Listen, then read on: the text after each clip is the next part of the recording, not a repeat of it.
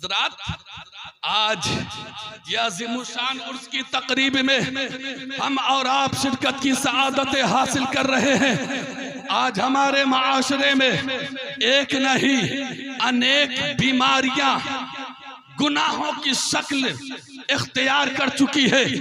आज हमारी आंख खुलती है उस वक्त से लेकर जब तक के हमारी आंख बंद होती है, उस वक्त तक के हम गुनाहों में डूबे हुए रहते हैं। हमने दुनिया के ऐशो आराम की खातिर अपनी आखिरत को तबाह बर्बाद कर दिया। आज हर इंसान ये चाहता है कि जो मैं कह रहा हूँ वही सच है, ये उलमा का काम है। अपना कहते हैं कहकर चले जाते हैं। मैं बड़ी जिम्मेदारी के साथ मुबारकपुर की धरती पर, मुबारकपुर की सरजमीन पर यह कहना चाहूंगा कि आज हमारे माशरे में इतनी बदअमनी है, इतनी बदअमनी है कि आप जरा गिनना शुरू करेंगे तो आप थक जाएंगे कि हमारे माशरे में कितनी बदअमनी है, हमारे माशरे में कितनी कमियां हैं। जरा तसव्वुर तो करें आज वो कौन सी बीमारी है, जो कौन सी बुराई है जो कौमे मुस्लिम में नहीं पाई जाती। शराब नोशी देखना हो मुसलमानों के पास आओ, ज़िनाकारी देखना हो मुसलमानों के पास आओ, अय्यारी देखना है मुसलमानों के पास आओ, एक दूसरे पर तोहमत लगाने का जो सिलसिला है वो देखना है तो मुसलमानों में आओ। आज मुसलमान शराब के अड्डे को आबाद किए हुआ है, जुए के अड्डे को आबाद किए हुआ है, मस्जिदें वीरान है, खानकाहें वीरान है, इबादत खाने हमसे हम दूर है, हमारी पेशानियां सजदे को तड़प रही है। ऐ मुबारकपुर के उर्स मुक़द्दस में आने वाले सुनो सुनो, आज अल्लाह ने हमें और आपको जिस मकसद के तहत पैदा किया, हमने उस मकसद असलिया को फरामोश कर दिया, हमने उस मकसद को भुला दिया, हमने अपने मकसद को भुला दिया। इसीलिए आज जमाने में हम जलील और रुसवा हो रहे हैं, इसी वजह से आज जमाने में हम सताए जा रहे हैं, इसी वजह से आज जमाने में हम पर जुल्म और बर्बरियत के पहाड़ तोड़े जा रहे हैं। वजह यह है कि हमने शरीयत मुस्तफ़ा से मुंह मोड़ लिया है, हमने तरीक़े मुस्तफ़ा से दूरी इख्तियार कर ली है, हमने कुरान से अपना रिश्ता मुनक़ता कर लिया है, हमने नमाज से दूरी इख्तियार कर ली है।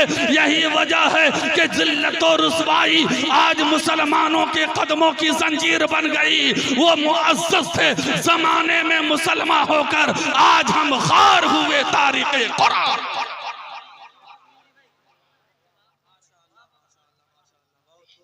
आज हम खार हुए तारीक़े कुरान होकर, आज हमारे हालात इतना नागुफ्ता भी है कि अल्लाह की पनाह शादी ब्याह में देख लो, एक निकाह की अदायगी से पहले हम ना जाने अपने घरों में कितने खुराफात करते हैं। आज हमारे घरों में कितनी खुराफातें हो रही है, एक सुन्नत मुस्तफ़ा की अदायगी से पहले हम ना जाने कितने खुराफात को जन्म देते हैं। ऐ मुबारकपुर के उर्स मुक़द्दस में आने वाले सुनो, ये जलसे इसलिए नहीं होते हैं कि आप मजे लिया करो, ये मिलाद इसलिए नहीं होती है कि आप तमाशाई बन करके आया करो, ये जलसे इसलिए होते हैं कि हमारे माशरे में जो बदअमनी फैल रही है, हमारी समाज में जो बुराइयां पनप रही है, उसको रोका जाए, उसको थामा जाए। इसी कोशिश में हम लोग दिनों रात लगे रहते हैं। मैं आपसे अर्ज करना चाहूंगा, इन बीमारियों का सद्देबाब कैसे होगा? तो सुनो, हर इंसान अपने अपने घर का जिम्मेदार है।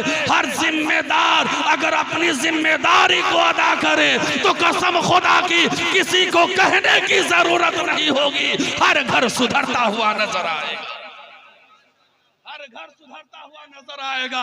हर शख्स अपने आप में जिम्मेदार है। मैं बस अपनी तकरीर को आखिरी मोड़ पर लेकर चलना चाहता हूँ। ये उलमाए किराम का खूबसूरत काफिला आप देख रहे हैं। ऐ मुबारकपुर में आने वालों, आज हमारे जो माशरे में बहुत सारी बुराइयां हैं, अनेक बीमारियां हैं, अनेक बुराइयां जन्म ले रही है। उसकी वजह यह है कि हमने तालीमात कुरान को दूर कर दिया है, हमने सीरत मुस्तफ़ा से दूरी इख्तियार कर ली है। आज हमारे बच्चे इंग्लिश मीडियम की जीनत बन रहे हैं, आज हमारे बच्चे हिंदी मीडियम की जीनत बन रहे हैं, आज हमारे मकातिब है जो खाली नजर आ रहे हैं, आज हमारे मदरसे हैं जो सुनी नजर आ रही है, आज हमारे माशरे में लोग इंग्लिश मीडियम को फौकियत दे रहे हैं, आज हमारी समाज में लोग हिंदी मीडियम को फौकियत दे रहे हैं।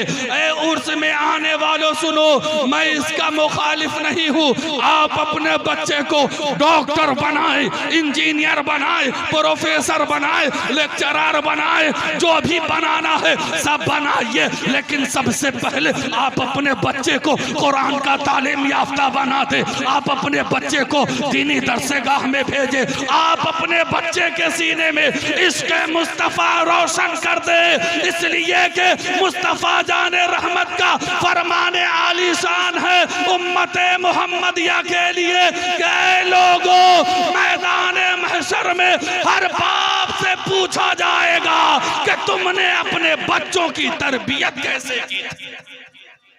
हर बाप से पूछा जाएगा।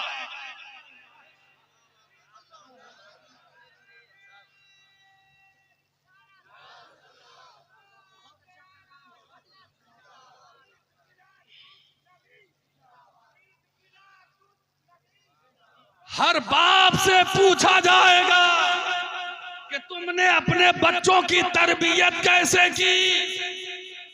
आज हमारे माशरे में छोटे छोटे बच्चे गलत कार्यों में मुलव्विस, गुनाहों में मुलव्विस, जब बड़ा हो जाए तो और ज्यादा उसकी शैतानियत सवार जहन न जाने माशरे में और कितनी बुराइयों को जन्म देता है। आज वजह यह है कि हमने अपने बच्चे को दीनी दरसगाह से दूर कर दिया।